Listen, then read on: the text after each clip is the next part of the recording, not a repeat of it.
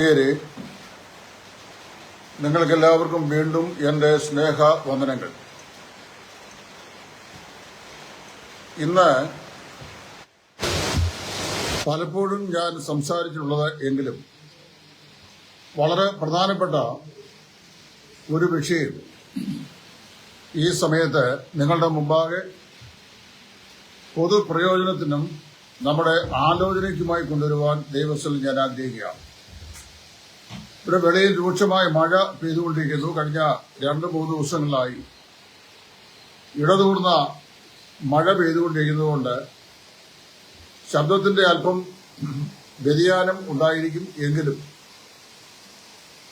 കേൾക്കുന്ന ആളുകൾക്ക് കാര്യങ്ങൾ മനസ്സിലാക്കുവാൻ ഈ പരിമിതമായിരിക്കുന്ന ശബ്ദത്തിന്റെ പരിധിയിൽ നിങ്ങൾക്ക് സാധിക്കും എന്ന് കർത്താവിൽ ഞാൻ വിശ്വസിക്കുകയാണ്.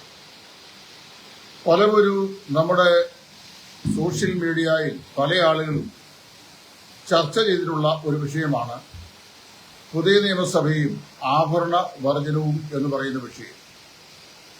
ഇതിനെ ഒരു ഉപദേശ വിഷയമാണെന്ന് ചില ആളുകൾ കർക്കശമായി സ്ഥാപിക്കാൻ ശ്രമിക്കുന്നു. മറ്റു ചില ആളുകൾ ഇത് ഉപദേശമല്ല, നല്ലൊരു മാതൃകയാണ് എന്ന് സാധാരണയായി പറഞ്ഞു വരാറുണ്ട്. വാസ്തവത്തിൽ ഈ വിഷയം ഒരു ഉപദേശമാണോ അതോ ശരിയായ ഒരു മാതൃകയാണോ എന്നതിലേക്ക് വിരൽ ചൂണ്ടുന്ന ഒരു ചെറിയ വിവരണമാണ് ഈ സമയത്ത് ഞാനിവിടെ പ്രസ്താവിക്കാൻ ആഗ്രഹിക്കുന്നത്. ഞാനിത് പറയുമ്പോൾ സമ്മിശ്രമായ പ്രതികരണം ഈ വിഷയത്തിനുണ്ടാകും എന്നെനിക്ക് നിശ്ചയമായും ബോധ്യമുണ്ട്. പിന്നെ അത് അങ്ങനെയല്ല സാധാരണ സംഭവിക്കാറുള്ളത്. അതുകൊണ്ട് അത് വരട്ടെ. ഞാനിവിടെ പറയാൻ ആഗ്രഹിക്കുന്ന വിഷയം ആഭരണ ധാരണമോ ആഭരണ വർജനമോ ഒരു വിശ്വാസിയെ സ്വർഗത്തിലേക്ക് കൊണ്ടുപോകുകയോ കൊണ്ടുപോകാതിരിക്കുകയോ ചെയ്യുന്നില്ല എന്നുള്ളതാണ്. എന്താണ് യഥാർത്ഥമായ വേർപാട്, എന്താണ് യഥാർത്ഥമായ വേർപാടിന്റെ അടയാളം അല്ലാതിരിക്കുന്നത് എന്നുള്ളത് ഈ സമയത്ത് സൂചിപ്പിക്കാൻ ഞാൻ ആഗ്രഹിക്കുന്നു. ക്രൈസ്തവ സഭാ വിഭാഗങ്ങളിൽ വേർപെട്ട സമൂഹത്തിന്റെ ആദ്യ യാമത്തിൽ ഉണ്ടായ വർജനം എന്ന് പറയുന്ന ഒരു ചിന്താഗതി എന്നാണ് ആഭരണം ഉപേക്ഷിക്കുക എന്നുള്ള ഒരു സംവിധാനം വേർപെട്ട സഭകളുടെ വിശ്വാസ പ്രമാണത്തിൽ പ്രായോഗികമായി വന്നത്. നാം എല്ലാവരും അറിയുന്ന പോലെ മലങ്കര മാർത്തോമാ സഭയുടെ അംഗമായിരുന്ന മഹാകവി എ.വി. സൈമൺ അവറുകൾ അദ്ദേഹത്തിന് ലഭിച്ച പ്രത്യേകമായ ദൈവ വചനത്തിന്റെ പ്രകാശത്തിന് അനുസരണമായി താൻ രൂപം കൊടുത്ത ഒരു നൂതന സംവിധാനമായിരുന്നു വിയോജിത പ്രസ്ഥാനം. വിയോജനം എന്ന വാക്കിന് നിലവിലിരിക്കുന്ന സംവിധാനത്തോട് യോജിപ്പില്ലാത്തത് എന്നാണ്. നിലവിലിരുന്ന മാർത്തോമാ സഭയുടെ ആചാര അനുഷ്ഠാനങ്ങളോട് വിശ്വാസ പ്രമാണമായ ബൈബിൾ കൊണ്ട് വിയോജിപ്പുണ്ട് എന്ന് സൂചിപ്പിച്ചാണ് വാസ്തവത്തിൽ വിയോജിത പ്രസ്ഥാനം ആവിർഭവിച്ചത്.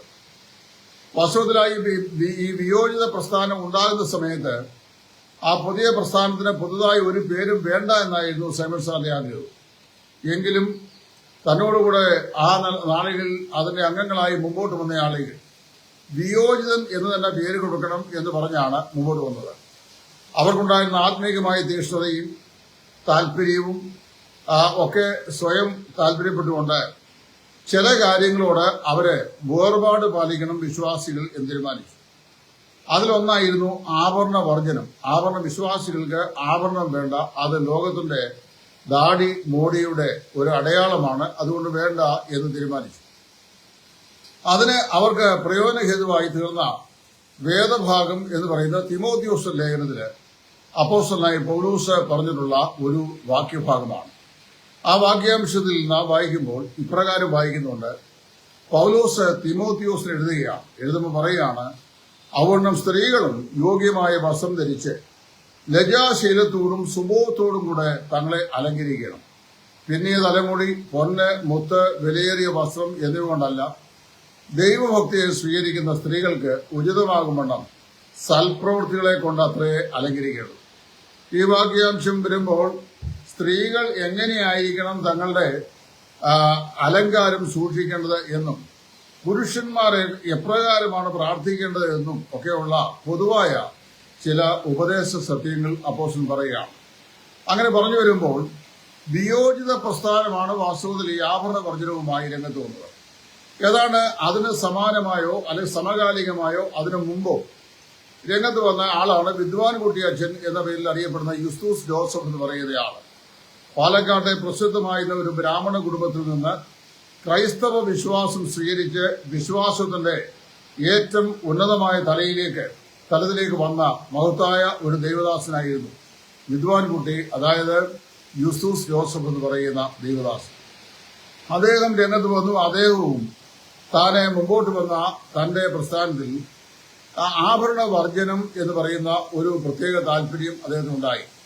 താൻ ജീവിച്ചിരിക്കുന്ന ആ കാലഘട്ടത്തിൽ തന്നെ കർത്താവായ യേശു ക്രിസ്തുവിന്റെ മടങ്ങിവരവ് ഉണ്ടാകും എന്ന് പ്രതീക്ഷിക്കുകയും അങ്ങനെ കർത്താവിന്റെ വരവിന് വേണ്ടി അവര് 3-4 തീയതികൾ മാറ്റിവെച്ചിട്ട് 4-ാം പ്രാവശ്യവും പറയപ്പെട്ട സമയത്ത് കർത്താവായ യേശു പ്രത്യക്ഷനായില്ല എന്ന് വന്നിട്ട് തന്നെ അനുഗമിച്ച അനുയായികളുടെ വലിയൊരു കൂട്ടം ആളുകൾ ചിതറിപ്പോവുകയും പിന്നീട് വിദ്വാൻ കുട്ടിയച്ഛന്റെ സഭാപ്രസ്ഥാനം അഞ്ചൽക്കാർ എന്ന പേരിൽ അറിയപ്പെടുകയും ചെയ്തു. അതാണ് യൂയോ മതം എന്ന് പിന്നീട് ക്രൈസ്തവ ലോകത്ത് അറിയപ്പെട്ട സഭാപ്രസ്ഥാനം. ആ യൂയോ മതത്തിലെ ഇന്ന് കേരളത്തിലെ 500-നും 450-നും ഇടയ്ക്ക് ആളുകൾ മാത്രമേ ഉള്ളൂ. സൂക്ഷ്മമായ പഠനത്തിലൂടെ കാര്യങ്ങൾ മനസ്സിലാക്കുവാൻ സാധിച്ചിട്ടുണ്ട്. ഈ വിഷയത്തെക്കുറിച്ച് ഞങ്ങൾ 2 സഹോദരന്മാര് വളരെ വ്യക്തമായ നിലയിൽ അവരുടെ ബന്ധപ്പെട്ട് നിലവിലിരിക്കുന്ന ആളുകളിൽ ചില ആളുകളെ നേരിൽ കാണുകയും അവരുടെ കേരളത്തിലെ മൊത്തം എണ്ണ ഇപ്പോൾ 500-നും 450-നും ഇടയ്ക്കാണെന്ന് ബോധ്യപ്പെടുകയും ചെയ്തിട്ടുണ്ട്. പ്രിയമുള്ളവരെ, അതിനുശേഷമാണ് സൈമൺ സാറിന്റെ വിയോജിത പ്രസ്ഥാനം നോയൽ സാഹിബിന്റെ വേർപാട് സഭയുമായി അല്ലെങ്കിൽ വേർപാട് പ്രസ്ഥാനമായി യോജിച്ചത്. അങ്ങനെ സൈമൺ സാറിന്റെ വിയോജിത പ്രസ്ഥാനവും നോയൽ സാഹിബിന്റെ വേർപാട് പ്രസ്ഥാനവും പരസ്പരം യോജിച്ച് അവര് പിന്നീട് സഹോദര സഭ എന്ന പേരിലാണ് കേരളത്തിലും ഇന്ത്യയിലും അറിയപ്പെട്ടുള്ളത്. ഞാൻ ഇവിടെ ഈ ആഭരണത്തെക്കുറിച്ച് പറയുകയും ചെയ്യുമ്പോൾ വളരെ സ്നേഹിക്കുന്ന 2 സഹോദരന്മാരാണ്. ഒന്ന് ഞങ്ങളുടെ പുല്ലൂരുള്ള കുര്യനച്ചായൻ, 2 നമ്മുടെ രാജു ചെറുമല അച്ചായൻ. 2 പേരും 2 വ്യത്യസ്ത സ്വഭാവങ്ങൾ. അതായത് ഒന്ന് പെന്തക്കോസ്തിന്റെ ഉഗ്രമായിരിക്കുന്ന വിശ്വാസം നിൽക്കുന്ന ചെറുമലയച്ചായനും വേർപാട് സഭയുടെ വളരെ ഉറച്ച വിശ്വാസിയായിരിക്കുന്ന കുര്യനച്ചായനും. 2 പേരും ഈ ആഭരണത്തെക്കുറിച്ച് പറയുമ്പോൾ കടുവ ചാടി വീഴുന്ന പോലെ അവരുടെ കമന്റുമായി രംഗത്ത് വരാറുണ്ട്. അവര് 2 പേരും അങ്ങനെ വരുമ്പോൾ അവരുടെ ശൗരി അല്പം കൂടിക്കോട്ട് വെച്ച് ഞാൻ അല്പം കൂടെയൊക്കെ ചില സംഗതികൾ ഇട്ടുകൊടുക്കുകയും ചെയ്യാറുണ്ട്.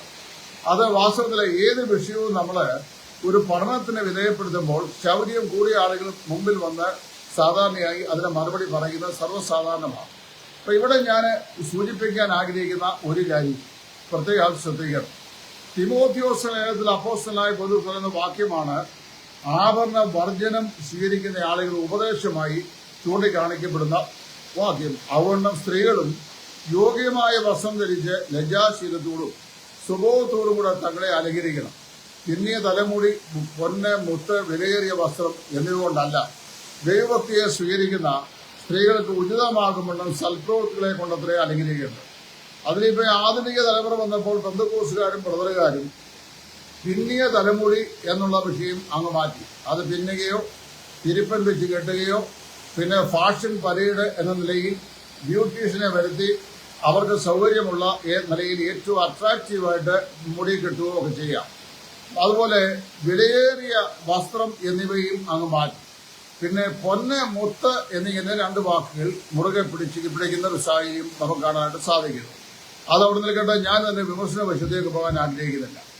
ഞാനിപ്പോൾ പറയാൻ ആഗ്രഹിക്കുന്നത് ഇവരിൽ ചില ആളുകൾ ഈ പൊന്ന് അല്ലെങ്കിൽ സ്വർണം എന്ന് പറയുന്നത് അതൊരു ഉപദേശമാണെന്ന് സ്ഥാപിക്കാൻ ശ്രമിക്കുന്നു. അത് നമ്മുടെ ജർമ്മലയക്കാരോട് ഞാൻ ചോദിച്ചു, ഉപദേശമാണെന്ന് സ്ഥാപിക്കണമെങ്കിൽ കർത്താവായ യേശു ക്രിസ്തു അതിനെക്കുറിച്ച് കൽപ്പിച്ചിരിക്കണം. നിങ്ങൾ ഒരുത്തൻ പോലും ശരീരത്തിൽ ഒരു പണപട സ്വർണം പോലും ഉപയോഗിക്കാൻ പാടില്ല. അപ്പോസ്തലന്മാര് അതിനെ തക്കതായിരിക്കുന്ന ശക്തിയായ ഉപദേശം അല്ലെങ്കിൽ നിർദ്ദേശം ലേഖനത്തിൽ കൂടെ നമുക്ക് നൽകിയിരിക്കണം. കാരണം ദൈവസഭയുടെ അടിസ്ഥാനപരമായ അലങ്കാരം എന്ന് പറയുന്നത് ഒരു കാരണവശാലും സ്ത്രീയോ പുരുഷനോ സ്വർണം ഉപയോഗിക്കാൻ പാടില്ലാത്തതാകുന്നു എന്നുള്ളത് അപ്പോസ്തലന്മാര് അത് പ്രായോഗികമാക്കി കാണിക്കുകയും ചെയ്യണം. അപ്പൊ അപ്പോസ്തലന്മാര് പ്രായോഗികമാക്കിയിട്ടുണ്ടെന്നാണ് എന്നോട് ഒരാൾ കഴിഞ്ഞ ദിവസം പറഞ്ഞത്. കാരണം അറിയാമോ, യോഹന്ന പ്രവൃത്തികളുടെ പുസ്തകത്തിൽ അതിന്റെ 3-ാം അധ്യായത്തിൽ ഈ പിറവിയിലെ മുടന്തന്റെ സൗഖ്യത്തോട് മുതൽ മുടന്തനായ മനുഷ്യൻ പത്രോസിനോടും യോഹന്നാനോടും ഭിക്ഷ ചോദിക്കുമ്പോൾ വെള്ളിയും പൊന്നും ഞങ്ങൾക്കില്ല, ഞങ്ങൾക്കുള്ളത് നിനക്ക് തരുന്നു. ആകയാൽ നസ്രയനായ യേശുവിന്റെ നാമത്തിൽ എഴുന്നേറ്റ് നടക്ക എന്ന് പത്രോസ് യോഹന്നാൻ പറഞ്ഞു. അപ്പൊ അവര് വാസ്തവത്തിൽ വെള്ളിയും പൊന്നും ഉപയോഗിക്കാത്തവരായിരുന്നു എന്നുള്ളത് തെളിവായിട്ട് എനിക്ക് ഒരാൾ നിർവാക്യമാണ്. അപ്പൊ അങ്ങനെയുള്ളവരോട് ഞാൻ ഒരു കാര്യം പറയാൻ ആഗ്രഹിക്കുകയാണ്.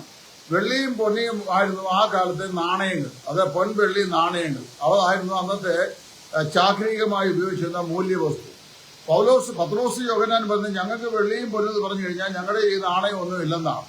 എന്നാൽ ഞങ്ങൾക്കുള്ളത് നസ്രയനായ യേശുവിന്റെ ശക്തിയാണ്, അത് നിനക്ക് തരുന്നു, നീ എഴുന്നേറ്റ് നടക്ക എന്ന് പറഞ്ഞു.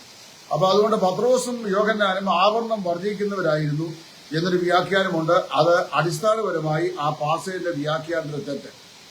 ഇനി മറ്റൊരു കാര്യം കൂടെ പറയട്ടെ.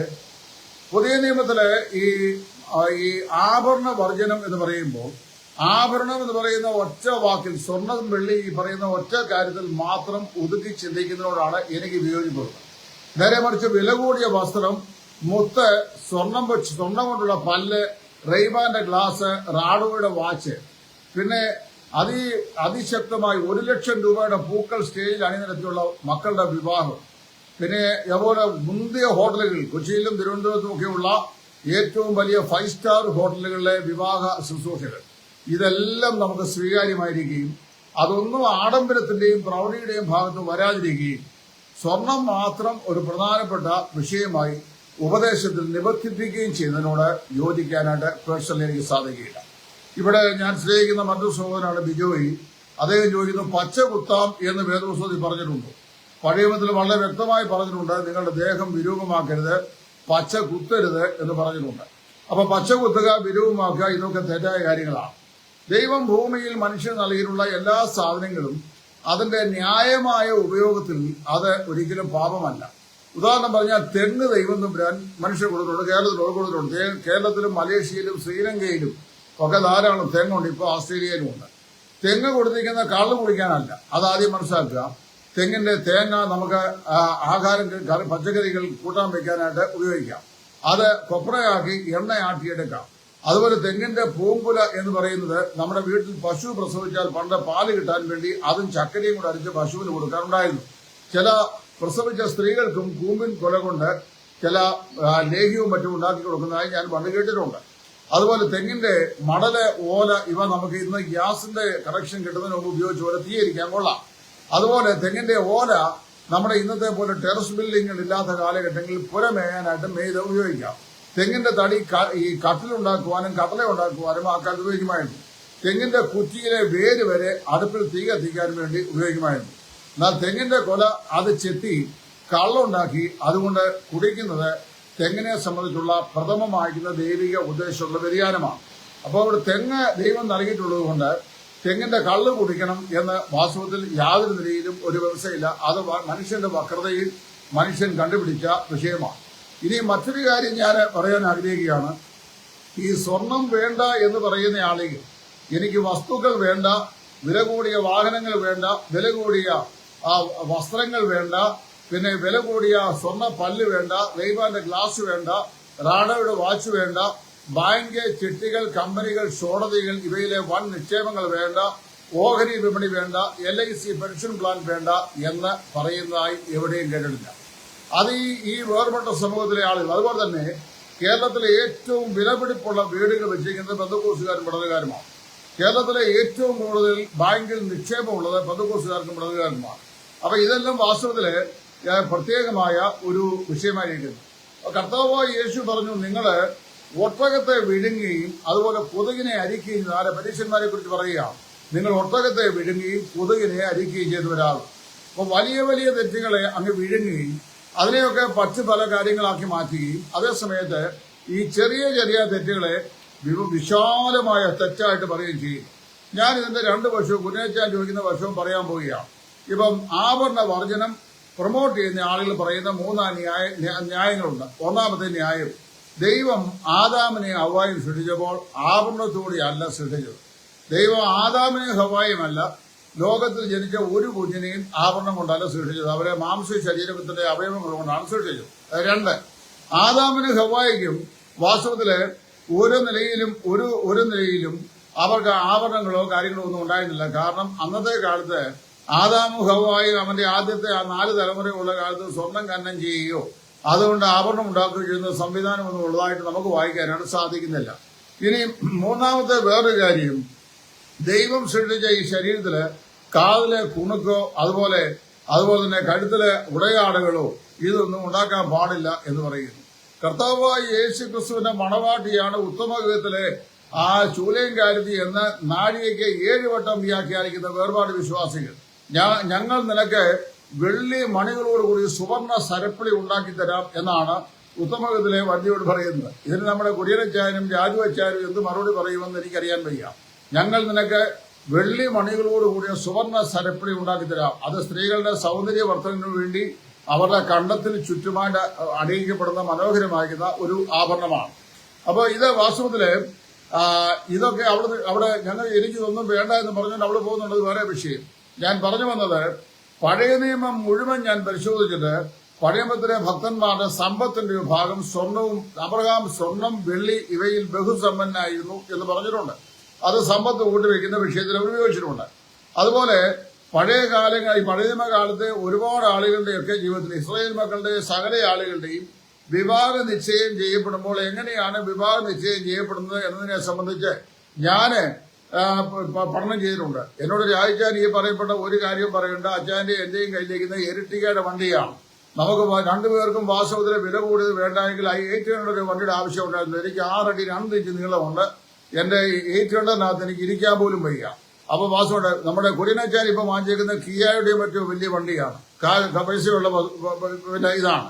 മക്കൾക്കെല്ലാം നല്ല വീടുകൾ വാങ്ങിച്ചിട്ടുണ്ട്. ഇതൊന്നും എന്നോട് പറഞ്ഞിട്ട് യാതൊരു കാര്യമല്ല. ഞാൻ സത്യം പറയുന്നവനായതുകൊണ്ട് ആൾക്കാർ എന്നെ തുറക്കുന്നു. ഇതാണ് പ്രധാനപ്പെട്ട കാര്യം. അപ്പൊ ഞാൻ ഇവിടെ പറയുന്ന വിഷയം, പഴയ നിയമം മുഴുവൻ ഇസ്രായേൽ മക്കളെ ഇസ്രായേലിൽ നിന്ന് പുറപ്പെടുമ്പോൾ അവിടെയുള്ള ആളുകളുടെ സ്വർണ്ണാഭരണങ്ങളൊക്കെ അവർ അപഹരിച്ചുകൊണ്ടാണ് പോകുന്നത്. എന്നിട്ട് അവിടുന്ന് കൊണ്ടുപോകുന്ന ഈ ആഭരണങ്ങളെ സമാഗമന കൂടാരത്തിന്റെ പ്രാകാരമറ ഉണ്ടാക്കാൻ വേണ്ടി നിർദ്ദേശിച്ചപ്പോൾ ആ പ്രാകാരമറയുടെ 48 പലകൾ നീണ്ടത് പടർന്നു നിൽക്കുന്നത് 48 ഈ പലകൾ നിൽക്കുന്ന 48 ചുഴികളാണ്. ആ ചുഴികൾ എന്ന് പറയുന്നത് വെള്ളി കൊണ്ടുണ്ടാക്കിയ താമ്ര ചുഴികളായിരുന്നു എന്ന് വായിക്കുന്നു. അത് ഇസ്രായേൽ മക്കളുടെ വീണ്ടെടുപ്പിന്റെ വിലയായി ഓരോരുത്തരുടെ കയ്യിൽ നിന്നും 1/2 ശെക്കൽ വെള്ളം വീതം മോശ മുഖാന്തരം കളക്ട് ചെയ്ത സാധനമാണ്. അപ്പൊ അങ്ങനെയാണെങ്കിൽ വിശ്വാസി കർത്താവായ യേശു ക്രിസ്തുവിന്റെ മഹത്വത്തെയും അവന്റെ തേജസ്സിനെയും ലോകത്തിന്റെ പൊടിപടങ്ങളിൽ നിന്ന് തടഞ്ഞു നിർത്തുന്നത് വിശ്വാസികളുടെ വിശ്വാസയുതമാണെന്നാണ് പഠിപ്പിക്കുന്നത്. ഞാൻ പഠിച്ചത് അങ്ങനെയാണ്. അങ്ങനെ പഠിപ്പിക്കുമ്പോൾ ഈ വിശ്വാസികൾ എന്ന് പറയുന്ന ഈ ആളിൽ നിൽക്കുന്നത് വെള്ളി തൂണുകൾ എന്ന് പറയുന്നത് വീണ്ടെടുപ്പിന്റെ വിലയായി മോശ ജലത്തിന്റെ കയ്യിൽ നിന്ന് വാങ്ങിയ 1/2 ശെക്കൽ വെള്ളി കൊണ്ടുണ്ടാക്കിയ ഈ വെള്ളി ചുവടുകളിൽ മേലാണ്. ഇതിന്റെയൊക്കെ വ്യാഖ്യാനം എവിടെ കൊണ്ട് അവസാനിപ്പിക്കുമെന്ന് എനിക്കറിയാൻ വയ്യ. ഇനി മറ്റൊരു കാര്യം, അവിടെ അത് കഴിഞ്ഞ് പഴയ നിയമം മുഴുവൻ വായിച്ചു കഴിയുമ്പോൾ യഹൂദന്മാരുടെ വിവാഹത്തെക്കുറിച്ച് ഞാനിങ്ങനെ പഠിച്ചിട്ടുണ്ട്. വിവാഹത്തെക്കുറിച്ച് പഠിക്കുമ്പോൾ എൽഷയും മുതലായ ആളുകൾ എഴുതിയിട്ടുള്ള ദ ടെമ്പിൾ തുടങ്ങിയ അവരുടെ പ്രാചീനമായ യഹൂദ സാംസ്കാരികതയെ സംബന്ധിച്ചുള്ള പുസ്തകങ്ങൾ എഴുതിയിരിക്കുന്നത് ബാല്യത്തിൽ തന്നെ ശൈശവത്തിൽ തന്നെ പരസ്പരം മാതാപിതാക്കളാൽ ആലോചിക്കപ്പെട്ട് വിവാഹ നിശ്ചയം ചെയ്യപ്പെടുന്ന പെൺകുട്ടിയുടെ വിരലിൽ പ്രതിശ്രുത വരൻ ഒരു മുദ്രമോതിരം അവളുടെ കൈയുടെ വിരൽ മേലിടാറുണ്ട്. ആ മോതിരം അവയുടെ വള്ളിയിൽ മേൽ ഇത് അച്ചാനി ന്യായമൊന്നും പറയണ്ട, ഇരട്ടിയുടെ ന്യായമൊന്നും പറയണ്ട, അതൊന്നും പറഞ്ഞാൽ രക്ഷപ്പെടാൻ പറ്റുകയില്ല. ഇപ്പം ഈ മുദ്രമോതിരം ഈ പുരുഷന്റെ പേര് എഴുതിയിട്ടുള്ള മുദ്രമോതിരമാണ്. ആ മുദ്രമോതിരത്തെ കുറിച്ചുള്ള പരാമർശമാണ് ഉത്തമഗീത പുസ്തകത്തിൽ വായിക്കുന്നത്. നീ എനിക്കൊരു മോതിരമായിരുന്നെങ്കിൽ എന്ന ശൂലയും കാര്യത്തെ പറയുന്നു എന്ന് പറഞ്ഞു കഴിഞ്ഞാൽ എന്റെ ഹൃദയത്തിന്റെ വാഞ്ചാ പുരുഷനായിരുന്ന നീ വാസ്തവത്തിൽ എനിക്കൊരു മുദ്രമോതിരമായി തീർന്നതെങ്കിൽ എന്നാണ് അവൾ ആഗ്രഹിക്കുന്നത്. കാരണം ആ പുരുഷന് വേണ്ടി അവൾ നിയോഗിക്കപ്പെട്ടിരിക്കുകയാണ്. അപ്പൊ ഈ മുദ്രമോതിരം ഈ കയ്യേലിട്ടിരിക്കുന്ന പെൺകുട്ടിയെ ലോകത്തുള്ള എല്ലാ ആളുകളെ ഇന്നയാളുടെ ഭാര്യ എന്നാണ് അത് മുതൽ, അതായത് വിവാഹ നിശ്ചയം മുതൽ സാധാരണയായി പറയപ്പെട്ടിരിക്കുന്നത്. ഇനി അതുകൊണ്ട് വളരെ ശ്രദ്ധിക്കണം, പഴയ നിയമം മുഴുവൻ ആഭരണം, മലാക്കി വരെയും ആഭരണം. ഇനി ഇതിനകത്ത് നമുക്ക് 2 പ്രത്യേക വാക്കുകളാണ് കാണാൻ സാധിക്കുന്നത്. ഒന്ന്, ഈ മിസ്രൈൽ മക്കൾ മിസ്രൈമിൽ നിന്ന് വന്ന ശേഷം മരുഭൂമിയിൽ വെച്ച് അവര് സ്വർണം കൊണ്ട് കാളക്കുട്ടിയെ ഉണ്ടാക്കി. കാളക്കുട്ടിയെ ഉണ്ടാക്കിയത് കൊണ്ട് ദൈവം ചെയ്തു അത് അവരെ ശിക്ഷിക്കുന്നതാണ്. അപ്പൊ സ്വർണം ഉപയോഗിക്കുന്നവരെ ദൈവം തമ്പുരാൻ ശിക്ഷിക്കുന്നതാണ് വേറൊരു വാക്യം. അപ്പൊ അതുകൊണ്ടല്ല സൃഷ്ടിച്ചത്. സ്വർണം കാളക്കുട്ടിയെ ഉണ്ടാക്കാൻ വേണ്ടി നൽകിയതല്ല, അത് വേണ്ടുന്നവർക്ക് സമ്പത്തായി സൂക്ഷിക്കാനും അല്ലാത്തവർക്ക് ആഭരണമായി അണിയാനും വേണ്ടിയായിരുന്നു. അപ്പൊ ഇനി മാത്രമല്ല, ഈ അഹരോന് നൽകപ്പെട്ടിരിക്കുന്ന വസ്ത്രധാരണത്തെ സംബന്ധിച്ചും അലങ്കാരത്തെ കുറിച്ചും ഒക്കെ പറയുമ്പോൾ അവിടെയെല്ലാം നമ്മൾ സ്വർണത്തെ കുറിച്ച് വായിക്കുന്നുണ്ട്. പഴയ നിയമത്തിനകത്ത് കയറി കഴിഞ്ഞാൽ പഴയ നിയമത്തില് സമാഗമന കൂടാരത്തിനകത്തോട്ട് കയറി കഴിഞ്ഞാൽ ഇതിന് 48 പ്രാകാര വാതിലുകൾ നിൽക്കുന്ന ഈ തൂണുകളെല്ലാം അതിന്റെ ചുവടുകൾ ഉണ്ടാക്കപ്പെട്ടിരിക്കുന്നത് തനി വെള്ളി കൊണ്ട്. ഇനി അതിനകത്ത് കയറി കഴിഞ്ഞു കഴിഞ്ഞാൽ യാഗപീഠം പൊതിഞ്ഞിരിക്കുന്നത് താമ്രം കൊണ്ട്. അത് കഴിഞ്ഞ് നേരെ അകത്തോട്ട് കയറി കഴിഞ്ഞാൽ നമ്മൾ കാണുന്ന വിശുദ്ധ സ്ഥലമാണ്. വിശുദ്ധ സ്ഥലത്ത് നിൽക്കുന്ന സ്വർണ്ണ ധൂപപീഠം അത് സ്വർണം കൊണ്ട് പൊതിഞ്ഞിരിക്കുകയാണ്. ആ സ്വർണ്ണ ധൂപപീഠത്തിന്മേലാണ് വിശുദ്ധന്മാരുടെ പ്രാർത്ഥന എന്ന് പറയുന്ന ഈ പ്രത്യേകമായി കുന്തിരിക്കം അവിടെ ഇട്ടുപോയിക്കുന്നത്. പിന്നെ അത് കഴിഞ്ഞു കഴിഞ്ഞാൽ അകത്തോട്ട് കയറി കഴിയുമ്പോൾ പിന്നെ മനോഹരമായി തങ്കം കൊണ്ട് നിർമ്മിതമായിരിക്കുന്ന പങ്കമില്ലാത്ത തങ്കവിളക്ക് അത് 7 ശിഖരങ്ങളായി കത്തിജ്വലിച്ച് അവിടെ നിന്ന് പ്രകാശിക്കുന്നു. പങ്കമില്ലാത്ത തങ്കവിളക്കിന്റെ പവിത്ര ശോഭ കൊണ്ട് വിശുദ്ധ സ്ഥലം മുഴുവൻ പ്രകാശപൂരിതമായി തീരുന്നു. ഇത് കഴിഞ്ഞാൽ പിന്നെ അതിപരിശുദ്ധ സ്ഥലത്തേക്ക് പ്രവേശിക്കുമ്പോൾ മനോഹരമായ തങ്കത്താലും മറ്റും നിർമ്മിക്കപ്പെട്ടിരിക്കുന്ന കൃപാസനം അല്ലെങ്കിൽ ഷെക്കീന വെളിപ്പെടുന്ന സ്ഥലം, അതിലെ കിരൂബുകൾ ഇതുകൊണ്ടെല്ലാം തനി തങ്കം കൊണ്ടാണ് ഉണ്ടാക്കിയിരിക്കുന്നത്. ബെസലയിലെ ഒഹേലിയാബ് എന്ന് പറയുന്ന 2 ആളുകളെ കൊണ്ടാണ് ഇതിനുള്ള ദിവ്യജ്ഞാനം നൽകി അവരെ കൊണ്ട് ഉണ്ടാക്കിയിരിക്കുന്നത്. പഴയ നിയമത്തിലെ ദൈവത്തിന് ഈ സാധനത്തിലെല്ലാം വളരെ സ്നേഹം, സന്തോഷം, താല്പര്യം. പുതിയ നിയമത്തിലെ ദൈവം ഇത് കണ്ടു കഴിഞ്ഞാൽ ഉടനെ ഓച്ചാനിച്ച് കാർക്കിച്ച് തുപ്പുന്നു എന്നാണ് ചെറുമലയച്ചാനും നമ്മുടെ കുരിനച്ചാനും പറയുന്നത്. കുരിനച്ചാൻ നാളെ രാവിലെയോ ഇന്ന് രാത്രിയിലോ എനിക്ക് വിരോധമായി ഞാൻ പറഞ്ഞതിന് വിരോധമായി ലേഖനം എഴുതുന്നതായിരിക്കും. അത് എഴുതിക്കൊണ്ട് സാരമില്ല. ഇനി മറ്റു കാര്യം, എപ്പോഴൊക്കെ ദൈവം തന്നിരിക്കുന്ന നല്ല കാര്യങ്ങൾ തിന്മയ്ക്കായിട്ട് മനുഷ്യൻ ഉപയോഗിച്ചിട്ടുണ്ടോ അപ്പോഴൊക്കെ ദൈവം മനുഷ്യനെ ശിക്ഷിച്ചിട്ടുണ്ട്. എന്നാൽ ഒരു കാര്യം ഞാൻ ഇവിടെ സമാധാനം ഇവിടെ ഞാൻ പറയാൻ ആഗ്രഹിക്കുകയാണ്. ദൈവം മനുഷ്യനെ വാസ്തവത്തില് സൃഷ്ടിച്ചിട്ട് ഈ ഭൂമിയിൽ അവൻ അനുഭവിക്കാൻ ആവശ്യമായതാണ് ദൈവം എല്ലാ വകയും കൊടുത്തിട്ടുള്ളത്. അത് മോശമായ ലക്ഷ്യത്തിന് ഉപയോഗിക്കുമ്പോഴാണ് സാധാരണ ഈ പ്രശ്നമുണ്ടാകുന്നത്. അതുകൊണ്ട് ഒരു കാര്യം ഇവിടെ നമ്മൾ മനസ്സിലാക്കേണ്ടത് വളരെ വ്യക്തമായി ഞാൻ കൂടി സൂചിപ്പിക്കാൻ ആഗ്രഹിക്കുകയാണ്.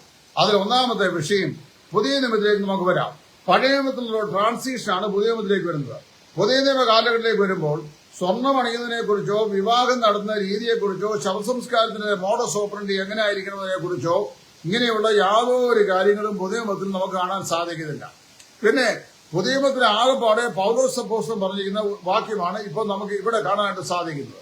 ആ വാക്യത്തെക്കുറിച്ച് പറയുമ്പോൾ നിങ്ങളുടെ അലങ്കാരം എന്നല്ല പൊന്നണിയുന്നതും പിന്നെ പൊന്നണിയുന്നതും വിലയേറിയ മുത്ത് വസ്ത്രം, പിന്നിയ തലമുടി, പൊന്നെ, മുത്ത് എന്നിവ കൊണ്ടല്ല ദൈവഭക്തിയെ സ്വീകരിക്കുന്ന സ്ത്രീകൾക്ക് ഉചിതമാവണ്ണം സൽപ്രവൃത്തികളെ കൊണ്ടത്രേ അലങ്കരിക്കേണ്ടത് എന്ന് പറഞ്ഞു കഴിഞ്ഞാൽ ഈ സാധനം പാടില്ല എന്നല്ല, മറ്റേതിനാണ് അതിയായ പ്രാധാന്യം എന്നാണ്. അപ്പൊ ഞാൻ എന്നോട് കുരിനച്ചാൻ ചോദിച്ചു, എന്തുകൊണ്ട് സഹോദരനും ഭാര്യയും സ്വർണം ഉപയോഗിക്കുന്നില്ല? ഞാൻ സ്വർണം ഉപയോഗിച്ചു വന്ന ഒരു കുടുംബത്തിൽ നിന്നാണ് ഇങ്ങോട്ട് വന്നത്. എന്റെ അരയിൽ ഒരു അരിഞ്ഞാനമുണ്ടായിരുന്നു, ഏകദേശം 14 വയസ്സ് പ്രായം വരെ. എന്നാൽ അതിനുശേഷം അത് വീട്ടിലേതോ ആവശ്യത്തിന് വേണ്ടി എന്റെ മാതാപിതാക്കളെടുത്തത് വിറ്റ് വീട്ടിലെ ആവശ്യങ്ങൾ കണ്ടു. എന്റെ അമ്മയ്ക്ക് ഒരു ചെറിയ മാലയും ഒരു കാതിപ്പൂവൊക്കെ ഉണ്ടായിരുന്നു. അതുപോലെ തന്നെ ഞാൻ പറഞ്ഞത് സ്വർണത്തോട് വ്യക്തിപരമായി ഒരു അലർജി ഉണ്ടായതല്ല, ഞാൻ സ്വീകരിച്ചു വന്ന വിശ്വാസ പ്രമാണം അനുസരിച്ച് മുമ്പോട്ട് പോകുന്ന വേർപാട് പ്രസ്ഥാനത്തില് ഈ സ്വർണം സാധാരണ അധികം ആളുകളും ഉപയോഗിക്കുന്നതായി ഞാൻ കണ്ടിട്ടില്ല. അതുകൊണ്ട് എന്ത് ചെയ്തു, ഞാനും അത് വേണ്ട എന്ന് വെച്ചു. എന്ന് പറഞ്ഞു കഴിഞ്ഞാൽ അതൊരു നല്ല മാതൃകയായി എനിക്ക് തോന്നി. ഞാനത് വേണ്ട എന്ന് വെച്ചു. അതാണ് കുരിയച്ചാന്റെ ചോദ്യത്തിന് ഉത്തരം. ഇനി മറ്റൊരു കാര്യം ഞാൻ പറയട്ടെ. ഇവിടെ അച്ചായൻ പറഞ്ഞത് ശരിയായി രക്ഷിക്കപ്പെട്ടു വേർപെട്ട ആളുകൾ അവരുടെ വേർപാടിന്റെ അടയാളമായി അല്ലെങ്കിൽ അടിസ്ഥാനപരമായ അടയാളമായി സ്വർണം ഉപേക്ഷിക്കും. ജഡിക സ്വഭാവങ്ങളായിരിക്കുന്ന മദ്യപാനം, അതുപോലെ മൂക്കിപ്പൊടി വലി, പിന്നെ ചീട്ടുകളി, ചൂതുകളി, ഇങ്ങനെയുള്ള പരിപാടികളൊക്കെ ചെയ്യുന്ന ധാരാളം വിശ്വാസികൾ പലയിടങ്ങളുമുണ്ട്.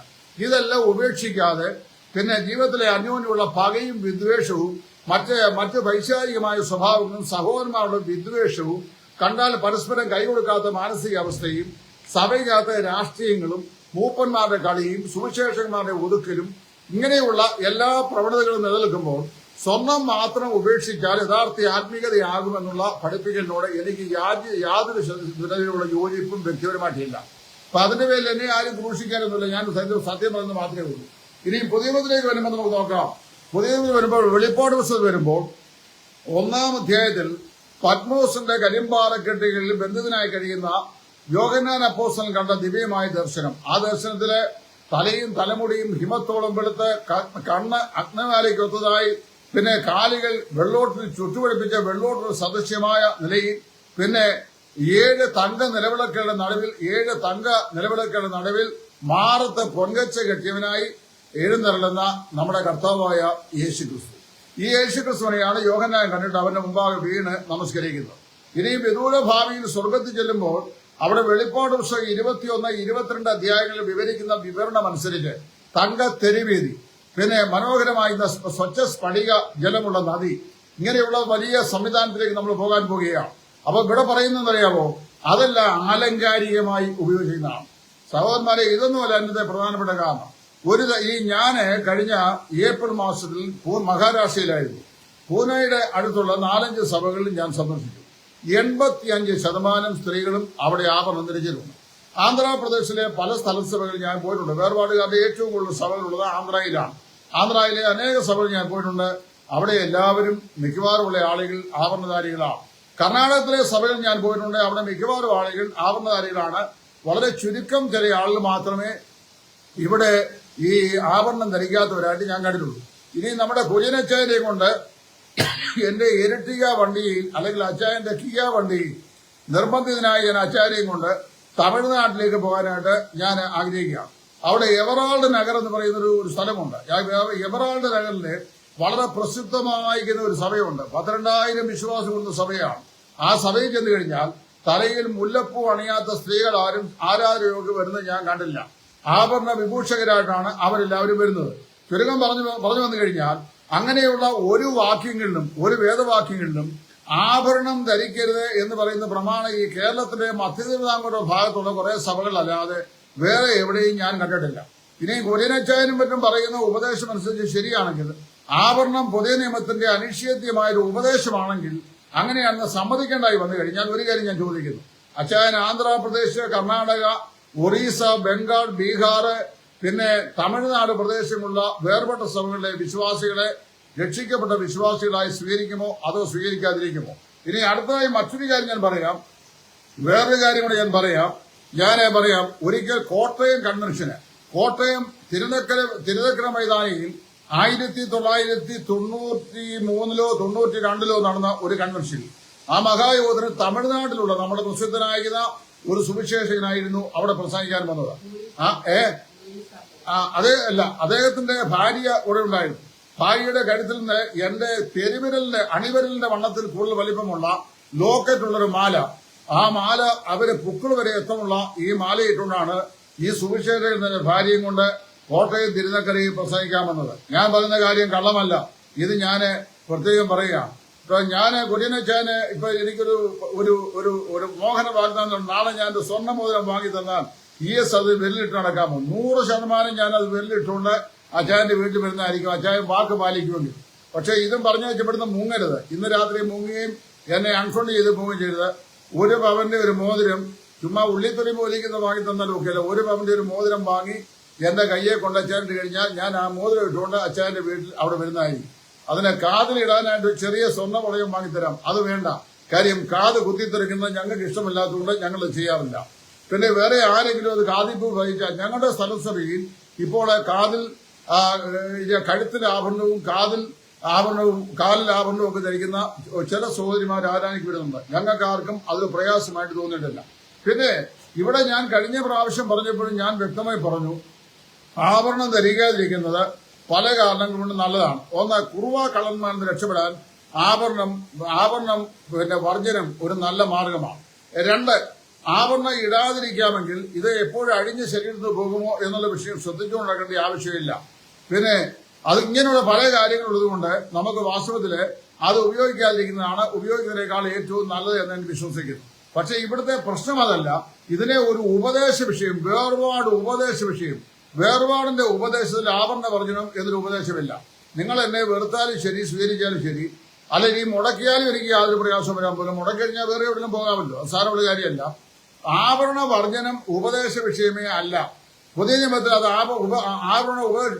വിവാഹം കഴിക്കുന്ന ഭാര്യയെ ഉപേക്ഷിക്കുന്നത് ഉപദേശ വിഷയമാണ്. അത് ചെയ്യാൻ പാടില്ലെന്ന് ദൈവം പറഞ്ഞിട്ടുണ്ട്. അത് ശരിയല്ലെന്ന് ഞാൻ പറഞ്ഞത് എന്നെ തൃശങ്ക് സ്വർഗത്തിൽ കേട്ടുന്ന ബ്രദറുകാരും പെന്തക്കോസ്തുകാരും ഈ ആഭരണ വർജനത്തെക്കുറിച്ച് അത്രയും ഗൗരവമായി വേദപുസ്തകത്തിൽ പറഞ്ഞില്ല എന്ന് പറയുമ്പോൾ ഇത് ഉപദേശമാണെന്ന് പറയാനും പഠിപ്പിക്കാനും വരികയാണ്. അവിടെയാണ് ഞാൻ ഇരിക്കുന്നത്. വാസ്തവത്തില് ആഭരണം ഞാൻ എത്രയോ ആൾക്കാരെ കണ്ടുകൊണ്ട് നമ്മുടെ ചില പ്രമാണപ്പെട്ട മൂപ്പന്മാര് ചില ആളുകളെ ഞാൻ അമേരിക്കയിൽ ചെന്നപ്പോൾ അവരുടെ കയ്യെ ആഭരണം ഇട്ടവരെ ഞാൻ കണ്ടിട്ടുണ്ട്. അത് മാത്രമല്ല, സ്ത്രീകളുടെ മോതിരം ഇട്ടവരെ ഞാൻ കണ്ടിട്ടുണ്ട്. മറ്റു പല ആളുകളെയും ഞാൻ കണ്ടിട്ടുണ്ട്. അപ്പൊ അതുകൊണ്ട് കുര്യനച്ചാർ എപ്പോഴും ചോദിക്കുന്ന ES-ഉം ഭാര്യയും ഇത് തന്നാൽ ഇടുമെന്നാണ്. ES-ഉം ഭാര്യയും സ്വർണവും വെള്ളിയും മോതിരവും ഇടാൻ വേണ്ടി പഠിപ്പിക്കുകയോ അല്ലെങ്കിൽ അതിനെ പ്രചോദനം നൽകുകയോ ചെയ്യുന്ന ആളല്ല.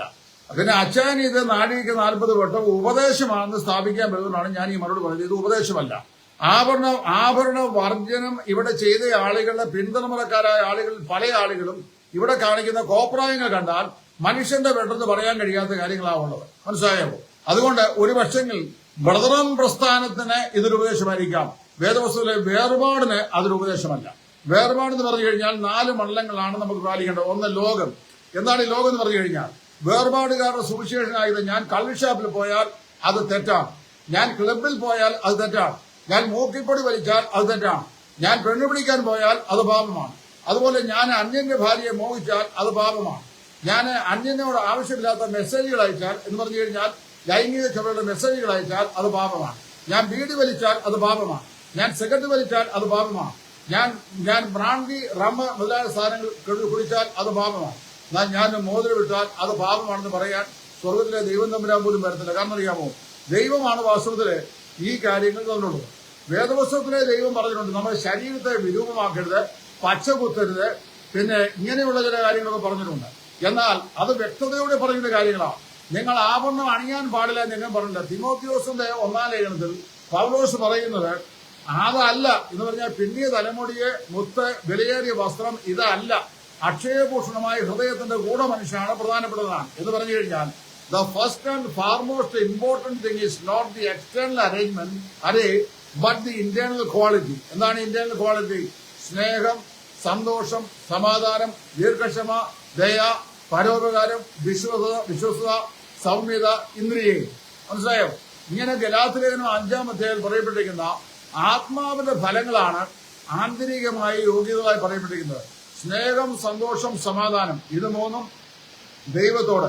2 ദീർഘക്ഷമ, ദയ, പരോപകാരം, ഇത് മറ്റുള്ളവരോടുള്ള ബന്ധത്തിൽ. വിശ്വസ്തത, സൗമ്യത, ഇന്ദ്രിയം, ഇത് സ്വന്തം ജീവിതത്തോട് ബന്ധത്തിൽ. ഇതാണ് ആത്മാവിന്റെ നവഫലങ്ങൾ എന്ന് അപ്പോസ്തലൻ പറയുന്നത്. ആത്മാവിന്റെ നവഫലങ്ങൾ നമ്മുടെ ജീവിതത്തിലില്ലാതെ ഭൗതികമായ വിഷയങ്ങൾ ഇന്നത് വർദ്ധിക്കാം, ഇന്നത് ചെയ്യാം. 1-2 ലക്ഷം രൂപയുടെ സാരി വിവാഹത്തിന് കൊടുക്കാം, അത് പാപമല്ല. പിന്നെ അമ്പരചുംബിയായ വീടുണ്ടാക്കാം, അത് പാപമല്ല. ഏറ്റവും വില കൂടിയ പാപം വണ്ടി വാങ്ങിക്കാം. ഇപ്പൊ രാജു ചെറുപ്പിലേച്ചാൽ മതിയില്ല, ഇരട്ടിക്കയുടെ വണ്ടി അത് ഉപയോഗിക്കുന്ന മക്കളെ എയർപോർട്ടിൽ കൊണ്ടുപോകാൻ വേണ്ടി അച്ചായനെ ഇത്രയും വേർപാട് അനുഷ്ഠിക്കുന്ന അച്ചായനെ ഒരു ടാക്സിക്കാരന്റെ വണ്ടി വിളിച്ചാൽ പോലെ ആണ്ടി 2 പ്രാവശ്യം 1 പ്രാവശ്യം ആവശ്യമുള്ളൂ. അവർക്ക് കഞ്ഞി കുടിക്കാൻ 10 രൂപ കിട്ടട്ടെ. അത് ചെയ്യാതെ അച്ചായനെ വാങ്ങിച്ച് ഉപയോഗിക്കുന്നു. ഞാനും എന്റെ അപ്പന്റെ സ്വത്ത് വിറ്റേച്ച് എനിക്ക് കിട്ടിയ കാശ് കൊണ്ട് 6 വർഷം മുമ്പ് ഒരു ഇരട്ടിക്ക വാങ്ങിച്ചിട്ടുണ്ട്. ഞാനത് ഉപയോഗിക്കുന്നുണ്ട്. അപ്പൊ എന്നോട് ചോദിക്കുക എന്തിനാ ഇരട്ടിക്ക വാങ്ങിച്ചത്? എനിക്ക് ആ വണ്ടി ഒഴികെ ആ ശ്രേണിയിൽപ്പെട്ട ഒരു വണ്ടിയിലും സ്വൈരമായിട്ട് യാത്ര ചെയ്യാൻ പറ്റും. അത് എനിക്ക് 6 അടി 2 ഇഞ്ച് നീളമുള്ള മനുഷ്യനാണ്. അപ്പോൾ എനിക്ക് തലയിടിക്കും, കാലിന് വലിയ നീളവുമുണ്ട്. അതുകൊണ്ട് ഞാനത് വാങ്ങിച്ചത് മാത്രമേ ഉള്ളൂ, അല്ല ഞാനത് ലക്ഷൂറിയായി വാങ്ങിച്ചതല്ല. ഇനി അത് മാത്രമല്ല, നമ്മൾ ഈ ലക്ഷൂറി എന്ന് പറയുന്ന വിഷയങ്ങൾക്ക് അലങ്കാരം എന്ന് പറയുന്ന വിഷയങ്ങൾക്ക് കൊടുക്കുന്ന നിർവചനം തെറ്റാണ്. ഈ നമ്മുടെ ഇതുണ്ടല്ലോ, ഈ ഗൂഗിളിന്റെ കമ്പനിയുടെ മാനേജരോ അല്ലെങ്കിൽ മാർക്ക് സുക്കർബർഗോ അല്ലെങ്കിൽ ഇവിടുത്തെ പറയപ്പെട്ട ഏതെങ്കിലും കമ്പ്യൂട്ടർ പ്രസ്ഥാന സിലിക്കൺ വാലിയുടെ ഡയറക്ടർ ആക്കുന്ന ആളോ അതേ ഒരു സ്യൂട്ട് ഇട്ടുണ്ടാക്കുന്നു, അല്ലെ അമേരിക്കക്കാരൻ സ്യൂട്ട് ഉണ്ടാക്കുന്നു, അത് അവന്റെ സാധാരണ വസ്ത്രമാണ്. മലയാളി സ്യൂട്ട് ഇട്ടാൽ അത് ഗമയ്ക്ക് വേണ്ടി ഇട്ടതാണെന്ന് നമ്മുടെ ആൾക്കാർ പറയും, അത് അലങ്കാരമാണെന്ന് പറയും. അതുപോലെ തന്നെ നമ്മൾ ഷൂ ധരിച്ചു കഴിഞ്ഞാൽ ഇത് അലങ്കാരമാണെന്ന് പറയുവാൻ. കുര്യനച്ചാനൊക്കെ ഇപ്പൊ 10-75 വയസ്സ് പ്രായമുണ്ട്. അച്ഛൻ നല്ലൊരു നേവൽ ഓഫീസർ, എക്സ് നേവി ഓഫീസറുമാണ്. ഇനി ഒരു കാര്യം കുര്യനച്ചാണ് ഞാൻ ചോദിക്കുന്നു, അച്ഛന്റെ ബാല്യകാലത്ത് റേഡിയോ ഒക്കെ വീട്ടിൽ വാങ്ങുന്ന പാപമായിരുന്നു. പാവപ്പെട്ടി എന്നാണ് അതിനെ അന്ന് വിളിച്ചു വന്നത്. അച്ഛൻ അറിയാൻ ആരാണ് ആ പാവപ്പെട്ടി എന്ന് അതിനെ പേര് വിളിച്ച ആളെന്ന് പോലും. ടെലിവിഷൻ എന്ന് പറയുന്നത് സാത്താന്റെ ഇൻസ്ട്രുമെന്റ് എന്നാണ് പറയപ്പെടുന്നത്. അതിനകത്ത് ഒരു പ്രോഗ്രാം കാണാൻ അനുവദിച്ചിരുന്നില്ല. മലയാള മനോരമ പത്രം വഴിയെ ഒരു ഒറ്റ പ്രസിദ്ധീകരണങ്ങളും വീട്ടിൽ വരുത്തുവാൻ അനുവദിക്കപ്പെട്ടിരുന്നില്ല. അതുപോലെ സിനിമ കാണുന്ന പാപമാണെന്ന് പറഞ്ഞിരുന്നു. അതുപോലെ തന്നെ നാടകശാലയിൽ പോകാൻ പാടില്ല, കോടതികളിൽ പോകാൻ പാടില്ല. ഇതെല്ലാം പാപത്തിന്റെ ലിസ്റ്റിൽ അകപ്പെട്ടിരുന്നത്. അപ്പൊ ഒരു കാര്യം മനസ്സിലാക്കണം, ഈ വക ഒരു കാര്യങ്ങളും തത്വത്തിലും മനുഷ്യനെ എന്ത് ചെയ്യുന്നില്ല, അവനെ അശുദ്ധനാക്കുന്നില്ല. അവനെ അശുദ്ധനാക്കുന്നത് അവനെ ആന്തരികമാകുന്ന ദുഷിച്ച സ്വഭാവങ്ങളാണ്. മനുഷ്യന്റെ ഹൃദയത്തിലെ ഏറ്റവും പ്രമാദമായി ഉണ്ടായിരിക്കേണ്ട സാധനം സ്നേഹമാണ്, നിർവ്യാജമായ സ്നേഹം. ഒരു സഹോദരനോട് ഹൃദയപൂർവ്വം കർത്താവായ യേശു ക്രിസ്തുവിന്റെ ദൈവസ്നേഹം യഥാർത്ഥമായ നിലയിൽ പുറത്തു കാണിക്കാനോ ആ നിലയിൽ ഇടപെടാനോ കഴിയാത്ത ഒരാള് ആഭരണം വർജിച്ചിട്ട് വല്ല കാര്യമുണ്ടോ എന്തെങ്കിലും ആവശ്യമുണ്ടോ? സൈമൺ സാറിന്റെ കാലത്ത് നാട്ടിലുണ്ടായിരുന്ന വിശ്വാസികളുടെ എല്ലാം വെച്ചക്കൊടികൾ ഞങ്ങൾക്ക് വേണ്ട എന്ന് പറഞ്ഞ് വെട്ടി, കമുക് വെട്ടി. അതുപോലെ തന്നെ കമുക് വേണ്ട, അത് പാപമാണ്. അടയ്ക്ക പാപമാണ്, വെറ്റില പാപമാണ്, ചുണ്ണാമ്പ് പാപമാണ്. പിന്നെ കമുക് വെട്ടിയവരുടെ തലമുറകൾ തന്നെ പിന്നെ പോയി വടക്കൻ മലബാറിൽ ചെന്ന് ധാരാളം കമുക് തോട്ടങ്ങൾ വാങ്ങി അടയ്ക്ക വിൽക്കുക, വിറ്റിൽ അതെന്ത് പൈസ ഉണ്ടാക്കി. അതുപോലെ തന്നെ ഈ വെറ്റില തോട്ടം വെട്ടിക്കളഞ്ഞ മണ്ടന്മാരുടെ പിന്തലമുറക്കാരായ ആളുകൾ ധാരാളം വെറ്റില കൃഷി ചെയ്ത് അത് വിറ്റ് കാശുണ്ടാക്കി. എന്ന് പറഞ്ഞാൽ ഒരു കാലഘട്ടത്തിൽ പാപം എന്ന് വിധി എഴുതി മനുഷ്യനെ വിലക്കേർപ്പെടുത്ത പലതും പിന്നീട് തലമുറകൾ വന്നു കഴിഞ്ഞപ്പോൾ അവർ സ്വീകരിക്കുകയുണ്ടായി. ചുരുക്കം പറഞ്ഞു കഴിഞ്ഞാൽ എന്താണ് ഇത്? വാസ്തവത്തില് ഈ ആഭരണ ധാരണം എന്ന് നമ്മളാരിവിടെ ആഭരണം ധരിപ്പിക്കും. ഞാൻ ഒരു മനുഷ്യനോട് പോലും ആഭരണം ധരിക്കണം എന്ന് ഉപദേശിക്കാറില്ല. 2, ആഭരണം ഊരണമെന്നും ഞാൻ പറയാറില്ല. ഇനി ഞാനൊരു ദൃഷ്ടാന്തം പറയാണ്. ഒരിക്കൽ ഞാൻ പറഞ്ഞാണ്, നമ്മുടെ മധ്യത്തിലുണ്ടായിരുന്ന പ്രഗത്ഭനായ സിംഹഗർജനം പ്രസംഗ സ്വഭാവത്തിലുണ്ടായിരുന്ന ആളാണ് എം സക്രിയാച്ചായൻ കോട്ടയം. അദ്ദേഹത്തിന്റെ ഭാര്യയുടെ അനിയത്തിയെ വിവാഹം കഴിച്ചത് നമ്മുടെ ചിങ്ങവനം കുറിച്ചിയുള്ള ലേറ്റ് മത്തായി സാറായിരുന്നു. മത്തായി സാറിന്റെ ഭാര്യ ഒരു ടീച്ചറായിരുന്നാണ് എന്റെ വിശ്വാസം. അവര് ഉറച്ച യാക്കോബ വിശ്വാസപ്പെട്ട ആളായിരുന്നു. 1979 ഞാൻ കോട്ടയത്ത് പിന്നെ ഉള്ള ബൈബിൾ സ്കൂളിൽ പഠിച്ചുകൊണ്ടിരിക്കുന്ന കാലത്താണ് കുറിച്ചി പ്രദേശങ്ങളിൽ ഞങ്ങൾ ഭവന സന്ദർശനം ചെയ്ത് ഞങ്ങൾ അനേക സഹോദരന്മാരെ നിരന്തരമായി ശുശ്രൂഷ ചെയ്തതിന്റെ പരിണിതഫലമായി ചിങ്ങവനത്തുള്ള നമ്മുടെ ചാക്കോസ് മത്തായി സാറും അദ്ദേഹത്തിന്റെ ഭാര്യയും കർത്താവായ യേശുവിനെ രക്ഷിതാവും കർത്താവുമായി സ്വീകരിച്ച് യാക്കോബ സഭ വിട്ട് വേർപാട് വിശ്വാസം സ്വീകരിക്കുന്നത്. ആ വേർപാട് വിശ്വാസം സ്വീകരിക്കുന്ന സമയത്ത് ഈ പ്രിയപ്പെട്ട തന്റെ വൈഫിന്റെ അനിയത്തിയെ സ്നാനപ്പെടുത്തിയത് എം സക്രിയ അവരുകളായിരുന്നു. അപ്പൊ 2 അഭിപ്രായങ്ങൾ ആ വിഷയത്തിൽ വന്നു. ഒന്ന്, കൈത്തണ്ട മുതൽ ഇങ്ങനെ 2 കൈയിലും നിറച്ച് സ്വർണ്ണാഭരണം ഉണ്ടായിരുന്നു. കഴുത്തിൽ മനോഹരമായ മാല, ഒരു 5-10 പവനെങ്കിലും ഉള്ള മാല ഉണ്ടായിരുന്നു. ഈ ആഭരണം ഊരിട്ട് വേണമോ സ്നാനപ്പെടുക എന്നതിനെ കുറിച്ച് ഒരു തീരുമാനമുണ്ട്. പക്ഷേ അവിടെ വെച്ച് ബഹുമാനായ എം സക്രിയ സാർ പറഞ്ഞ വാചകം എനിക്ക് ഇപ്പോഴും ഓർമ്മയുണ്ട്. ഇപ്പോൾ ആഭരണം ഊരാൻ നമ്മളെ പ്രിയ സഹോദരിയെ നിർബന്ധിക്കേണ്ട. എന്നാൽ പിന്നീട് കുറെ കഴിയുമ്പോൾ സഹോദര സഭയോട് ചേർന്ന് വരുമ്പോൾ നമ്മൾ ആരും നിർബന്ധിക്കാതെ സമനസാലെ അത് മാതൃകാപരമായി ഉപേക്ഷിക്കട്ടെ എന്ന് പറഞ്ഞു. സർവ ആവരണ വിഭൂഷിതയായ സഹോദരിയാണ് അവിടെ സ്നാനകുളത്തിൽ സ്നാനപ്പെടുത്തിയത്. ഇതിന് ഞാനും എന്റെ കൂടെ എല്ലാ സഹോദരന്മാരും സാക്ഷികളാണ്. പ്രിയമുള്ളവരെ, നമ്മൾ ഇങ്ങനെയുള്ള മത്സരപിടുത്തം കൊണ്ട് സംഭവിക്കുന്നതെന്നറിയാമോ? നമ്മുടെ മധ്യത്തിലേക്ക് ഏതെങ്കിലും മനുഷ്യൻ വരാൻ ആഗ്രഹിച്ചാൽ പോലും വരാൻ വിസമ്മതിക്കുന്ന ഒരു പ്രത്യേക സാഹചര്യത്തിലേക്ക് വന്നിരിക്കുകയാണ്. നമ്മൾ വാസ്തവത്തിൽ നമ്മുടെ അകത്തുള്ള ഇന്റേണലായിട്ടുള്ള പല അയോഗ്യമായ കാര്യങ്ങളും സഭാ രാഷ്ട്രീയങ്ങളും സാഹോദര്യ സ്നേഹത്തിന്റെ രാഹിത്യങ്ങളും സഭാ സ്പ്ലിറ്റിംഗ് പ്രവണതകളും സുവിശേഷകന്മാരെ അടിച്ചമർത്തുന്ന സ്വഭാവ പ്രകൃതികളും മൂപ്പൻ സ്ഥാനത്തിന് വേണ്ടിയുള്ള വടംവലികളും ഇങ്ങനെയുള്ള മ്ലേച്ഛമായ ഹീനമായ ജഡീകമായ സ്വഭാവങ്ങളെ എല്ലാം ഉപേക്ഷിക്കേണ്ടതിന് പകരം ഇത്തരം കാര്യങ്ങൾക്ക് പ്രോത്സാഹനം നൽകുകയും അത് പാടില്ല, ഇത് പാടില്ല, അത് തൊടാൻ പാടില്ല, ഇത് തൊടാൻ പാടില്ല എന്നിങ്ങനെയുള്ള ഉപദേശങ്ങൾ പറയുന്നത് വാസ്തവത്തിൽ ഒട്ടകത്തെ വിഴുങ്ങുകയും കൊതുകിനെ അരിച്ചെടുക്കുകയും ചെയ്യുന്നതിന് തുല്യമാണ്. ഞാൻ ഈ കാര്യങ്ങൾ തുറന്നു പറയുമ്പോൾ തുറന്ന എതിർപ്പെനിക്കുണ്ടാവും. ശരിയാണ്, ഞാൻ സമ്മതിക്കുന്നു. ഇപ്പോൾ തന്നെ ഒരു ബ്രദർ ചോദിച്ചല്ലോ, പച്ച കുത്തരുതെന്ന് പഴയ പുതിയ മുതൽ പറഞ്ഞിട്ടുണ്ടോ? പച്ച കുത്തരുത് പറഞ്ഞിട്ടില്ല. എന്നാൽ ചെയ്യരുതെന്ന് പറഞ്ഞിട്ടുള്ള കാര്യങ്ങൾ അക്കമിട്ടിട്ടുണ്ട്. മദ്യപാനികൾ ദൈവരാജ്യം അവകാശമാക്കുകയെന്ന് പറഞ്ഞു. രക്ഷിക്കപ്പെട്ട ഒരു വിശ്വാസി ജീവിതത്തിൽ ഒരു പ്രാവശ്യം പരീക്ഷിതനായി മദ്യം കഴിച്ചു ചിന്തിക്കുക. പക്ഷെ നിരന്തരമായി അദ്ദേഹം മദ്യം കഴിക്കുന്ന ആളാണെങ്കിൽ ആ മദ്യം കഴിക്കുന്ന ആളിന് ദൈവരാജ്യം അവകാശമാക്കുവാൻ കഴിയുകയില്ല എന്ന് വേദപുസ്തകം വളരെ വ്യക്തമായി പറയുന്നു.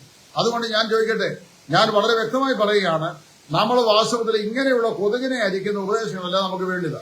ആഭരണധാരികളാകുന്ന 80% ആളുകൾ കേരളത്തിന് വെളിയിലുള്ള ബ്രദറൻ സഭകളിൽ ഇന്ന് ആഭരണധാരികളായി വിശ്വാസികളായിട്ടുണ്ട്. അവിടെ പോയാൽ ഇവർ ഒരുത്തൻ പോലെ ഈ ആഭരണം വേണ്ട എന്ന് ഇവിടെ വീരവാദം പറയുന്ന ഒരാൾ പോലും ഈ ആഭരണധാരിയായ ആളിനോട് അപ്പം മുറിക്കാൻ എന്നെ കൊണ്ട് സാധിക്കുന്നില്ല എന്ന് പറയുകയില്ല. ഞാനും പോയി കഴിഞ്ഞ ഏപ്രിൽ മാസത്തില് 4 പ്രാദേശിക സഭകളിൽ 70% ആളുകൾ ആഭരണം ധരിക്കുന്ന ആളുകളിലൂടെ ഞാൻ അപ്പം മുറിച്ചിട്ടാണ് പോകുന്നത്. അവർക്കാർക്കും ഒരു പ്രശ്നമില്ല, സ്ഥലസഭകളിലൊന്നും യാതൊരു പ്രശ്നവുമില്ല. അതുകൊണ്ട് നിങ്ങൾ ചെയ്യേണ്ടത് ഇങ്ങനെയാണ്, ഉപയോഗിക്കുന്നവർ അവർ ഉപയോഗിക്കട്ടെ, ഉപയോഗിക്കേണ്ട എന്ന തീരുമാനമുള്ളവർ ഉപയോഗിക്കാതിരിക്കട്ടെ. റോമാനിയത്തിൽ അപ്പോസ്തലനായ പൗലോസ് പറഞ്ഞതാണ്, മാംസം തിന്നുന്ന നീയെ മാംസം തിന്നാത്തവനെ ധിക്കരിക്കരുത്. മാംസം തിന്നാത്തവൻ എന്ത് ചെയ്യരുത്? തിന്നുന്നവനെ ധിക്കരിക്കരുത്. ഇനിയും സഹോദരന് ഇടർച്ചയായി തീരുന്നു എന്ന് ഒരാൾക്ക് തോന്നിയാൽ അവന്റെ പ്രസൻസിൽ വെച്ച് എന്ത് ചെയ്യുക? അത് കഴിക്കാതിരിക്കുക. എനിക്കറിയാം, ഒരു പ്രാദേശിക സഭയിൽ ഈ കഴിഞ്ഞ 5-8 മാസങ്ങൾക്ക് മുമ്പ് ഒരു സഹോദരൻ, ഇവിടെയല്ല വെളിയൊരു സ്ഥലത്താണ്, അദ്ദേഹം ഒരു പ്രാദേശിക സഭയുടെ അംഗത്വം ആഗ്രഹിച്ചുകൊണ്ട് ആ സഭയിൽ ചെന്നു കഴിഞ്ഞാൽ പറഞ്ഞു, സഹോദരന്റെ ഭാര്യ ആഭരണം ഇടുന്നുണ്ട്, അത് ഊരി വെച്ചേച്ച് വരാമെങ്കിൽ സ്വീകരിക്കാം. എവിടെയാണ് ഇതിന് വാക്യം? ഒരു വാക്യമുണ്ടോ? വേദപുസ്തകത്തിൽ സ്പഷ്ടമായി എഴുതിയ കാര്യങ്ങളെ അനുസരിക്കാൻ മനസ്സിലാത്ത നിങ്ങൾ പല ആളുകളും വ്യക്തമായി നിർദ്ദേശിക്കപ്പെടാത്ത കാര്യങ്ങൾ കൽപ്പനയായി ഉപദേശമായി മനുഷ്യനെ അടിച്ചമർത്തിക്കൊണ്ട് ഇത് ഉപദേശമാണ് എന്ന് പറയാൻ ശ്രമിക്കുമ്പോൾ അത് തെറ്റായ ഒരു കാര്യം തന്നെയാണ്. വെളിപ്പാട് പുസ്തകത്തിൽ വരുമ്പോൾ എല്ലാം സ്വർണം ആലങ്കാരികം, പഴയത്തിലേക്ക് വരുമ്പോൾ എല്ലാം അക്ഷരിയും. ഇതിന്റെ രണ്ടിന് നടുവിൽ ലൂക്ക് വേവ് സ്റ്റൈലിലുള്ള ഒരു നിലയിലാണ്. നാളെ അച്ചായൻ എനിക്ക് മോതിരം വാങ്ങിച്ചുകൊണ്ട് രാവിലെ വരാമെന്നാണ് പറഞ്ഞിട്ടുള്ളത്. ഞാൻ ദൈവത്തിന് സ്തോത്രം ചെയ്യുകയാണ്. കാര്യം അച്ചായന് ഒരു പവൻ 59,000 60,000 രൂപയാണ് ഇപ്പൊ വില. ഇവിടെയാണ് കുര്യനച്ചായൻ വാക്ക് പാലിക്കുന്ന ആളാണോ ഇല്ലയോ എന്നുള്ളത് ഞാൻ അറിയാൻ പോകുന്നു. കരുതയാവും നാളെ അച്ചായൻ എനിക്ക് മോതിരം വാങ്ങിച്ചുകൊണ്ട് എന്റെ വീട്ടിൽ ഇടയാറുമുള്ള വരുമെന്ന് ഇപ്പൊ പരസ്യമായി ഇവിടെ എഴുതിയിട്ടുണ്ട്. നിങ്ങൾ അനേക ആളുകൾ ഈ ലൈനിലുള്ളവരത് കണ്ടിട്ടുമുണ്ട്. പ്രിയമുള്ളവരെ, ഞാൻ പറയാം, നിശ്ചയമായും ആഭരണം ഒരുവനെ ദൈവത്തോട് അടുപ്പിക്കുകയോ അകറ്റുകയോ ചെയ്യുന്നില്ല. ആഭരണം അല്ല കിട്ടുന്നത്, ഹൃദയമാണ് ഒരുവനെ ദൈവത്തോട് അകറ്റുകയും പിന്നെ അതുപോലെ തന്നെ അടുപ്പിക്കുകയും ചെയ്യുന്നത്. നമ്മുടെ ജീവിതം കൊണ്ട് എന്ത് ചെയ്യണം?